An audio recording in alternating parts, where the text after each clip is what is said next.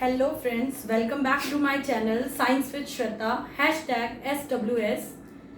Yes, so I'm back with one topic and that topic is heterotrophic nutrition in plants. I know I'm posting very late but I'm there for you all now with my topic. So heterotrophic nutrition in plants we are going to discuss today. Before that I want to discuss first of all mode of nutrition. देखो हमें पता है, we all know that कि mode of nutrition we have two types. Number one autotrophic, number two heterotrophic. Everyone know, सबको पता है कि plants are autotrophic. जब भी हम ये कहते हैं अपना खाना स्वयं बनाना, those who make their own food, they are called autotrophic. और एग्जाम्पल में always we take example of plants. Heterotrophic which depend on other for their food, जो दूसरे पे डिपेंडेंट है अपने खाने के लिए, right? They are heterotrophic. Example human beings, animals. हम अपना खाना बनाते खुद हैं लेकिन वो खाना आता कहाँ से है?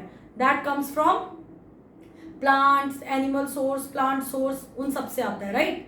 सो वो एक अलग चीज है. प्लांट भी हेट्रोट्रॉफिक टाइप के होते हैं. ये एक नया चीज है which is important from paper point of view, right? So today our topic is heterotrophic nutrition in plants only. Animals की बात नहीं हो रही है, वो बट ऑब्वियस है कि एनिमल्स तो होते ही हैं, प्लांट्स भी हेट्रोट्रॉफिक होते हैं. ये चीज जानने लायक है. सो हेट्रोट्रॉफिक न्यूट्रिशन सबसे पहले क्या होता है? The mode of nutrition in which an organism, either a plant or an animal, is dependent on other for their food.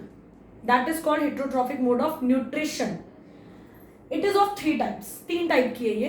एक है पैरासिटिक, एक है सैप्रोफिटिक, एक है insectivorous.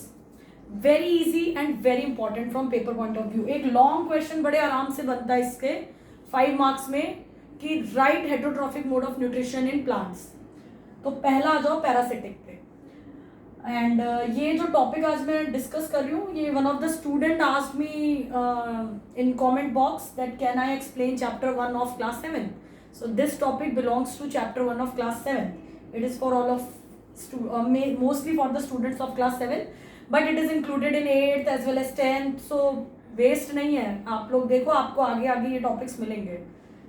Parasitic mode of nutrition, जिसमें वन प्लांट और the plant lives on the other plant for their survival, for their food. जैसे कि आप कह सकते हो कि किराएदार जो होता है वो एक किराए के घर में रहता है.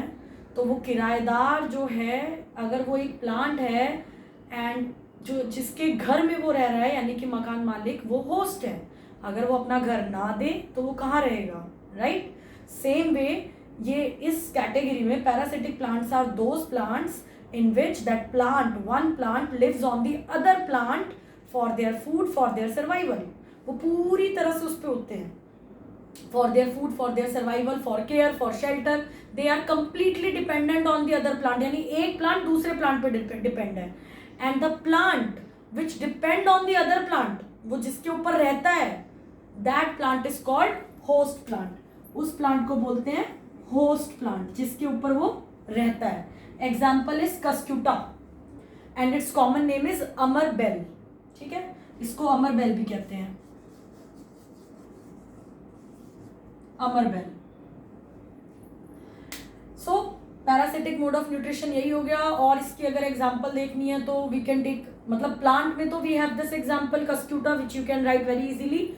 बट वैसे भी पैरासिटिक मोड ऑफ न्यूट्रिशन होती है. जैसे कि अगर मैं एग्जाम्पल लूँ, कॉमन एग्जाम्पल, तो वो हो गई लाइस इन हेयर. जो लाइस होती है बालों में बच्चों के, स्पेशली बच्चों के उस एज ग्रुप में होती है, तो वो भी पैरासिटिक है, वो हमारे ऊपर रहते हैं. और एक चीज याद रखनी है इसमें, पैरासिटिक का एक जो मेन पॉइंट है वो ये है कि इसमें only one partner is benefited. मतलब two partners are there but only one is getting benefit. Host को कोई बेनिफिट नहीं है. The plant which is living on the host plant, that plant is getting all the benefits. उसको सारे benefit मिल रहे हैं, रहने के, खाने के, पीने के. पर जिस प्लांट के ऊपर रह रहा है उसको कोई बेनिफिट नहीं मिल रहा. मकान मालिक की एग्जांपल भी हम नहीं ले सकते यहाँ पे, किराएदार मकान मालिक की, क्योंकि लैंडलॉर्ड तो अपना रेंट ले रहा है ना, लेकिन यहाँ पे तो वो भी नहीं है. हाँ, लाइस इन हेयर जो है, जो एक सर्टेन एज ग्रुप में काफी ज्यादा होती है, वो भी पैरासिटिक है, क्योंकि उसमें lice they are sucking blood from our body, है ना, फ्रॉम हेयर. तो वो न्यूट्रिशन ले रहे हैं, तो उनको तो चीज़ें मिल रही हैं अपने जीने के लिए, हमें क्या मिल रहा है? कुछ भी नहीं, ठीक है। तो वो भी पैरासिटिक है। तो पैरासिटिक में 2 पार्टनर होते हैं, एक को बेनिफिट होता है, एक को कोई बेनिफिट नहीं होता है। Saprophytic, second type. Saprophytic mode of nutrition is that type of nutrition in which plant depend on the dead and decaying matter. जो भी सड़ा गला मैटर होता है, जो भी प्लांट, वो प्लांट, स्पेशली वो प्लांट जैसे कि मशरूम हो गया, फंगी हो गया, which we also called as fungi, depends on your pronunciation. So जो फंगी हो गया है आपका और जो मशरूम हो गया, ये ज़्यादातर उस जगह पे उगते हैं, उस जगह पे ये पाए जाते हैं जहाँ पे सड़ी गली चीज़ें होती हैं। They depend on dead and decaying matter, जो सड़ गया है, जो मर गई है, जो भी एनिमल मर रहे हैं, जो भी प्लांट लीव्स उसमें गिर रही है मिट्टी में, उससे जो प्लांट एक नया बन रहा है, उस मिट्टी में, उस सॉइल में जो भी चीज़ जर्मिनेट हो रही है, they are using saprophytic mode of nutrition, and mushroom is the example. That's why we say these are especially those plants which depend on only dead and decaying matter.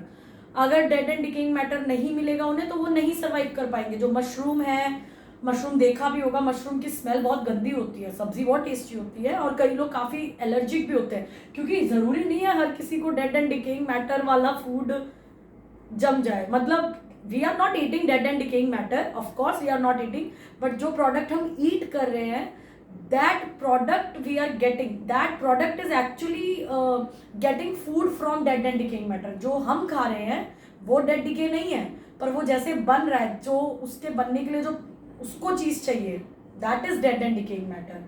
फिर आ जाओ insectivorous पे, third category. सबसे easy और सबसे frequent question है, मुझे याद है ये हर बार आता है, 1 वर्ड में आ जाए, चाहे फिल इन द ब्लैंक्स में आ जाए, चाहे मैच MCQs में आ जाए, पर आएगा। Insectivorous, as the name indicates, plants that feed or depends on the insects only. मतलब वो प्लांट जो इंसेक्ट खाते हैं, यस, इंसेक्ट खाते हैं, ऐसे भी प्लांट होते हैं, they are called insectivorous plant. और एग्जाम्पल है pitcher plant, Venus flytrap, pitcher plant, ठीक है। अब इसमें क्या होता है, ये they are specifically known as partial heterotroph. Partial मतलब आधा, हेट्रोट्रॉफ मतलब डिपेंडेंट ऑन अदर।